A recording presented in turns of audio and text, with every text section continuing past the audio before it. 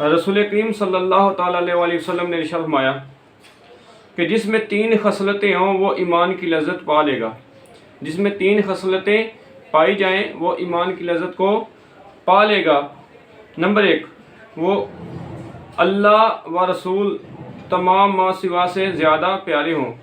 جس کو اللہ تعالیٰ کی ذات اور رسول اللہ صلی اللہ علیہ وسلم کی ذات جو ہے وہ تمام مخلوق سے پیاری ہو، وہ ایمان کی لذت کو پا لے گا. دوسرا فرمایا جو بندے سے صرف اللہ تعالیٰ کے لیے محبت کرے. جو ایک بندہ دوسرے بندے سے محبت کرتا ہے، اس کی جو ہے بات جو دل میں ہو صرف اللہ کی رضا ہو. جو اللہ کی رضا کے لیے ہی دوسرے بندے سے محبت کرتا ہے تو نبی کریم صلی اللہ تعالیٰ علیہ وسلم نے ارشاد فرمایا کہ وہ ایمان کی لذت کو پا لے گا. جو اللہ کی محبت کے لیے، اللہ کی رضا کے لیے دوسرے بندے کے ساتھ محبت کرتا ہے.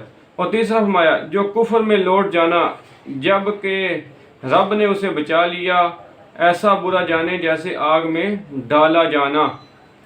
جس کو اللہ تعالیٰ نے ایمان کی دولت دی پھر اس کے بعد وہ کفر میں جانا اس طرح ہی برا سمجھتا ہو جس طرح اس کو آگ میں ڈالا جائے.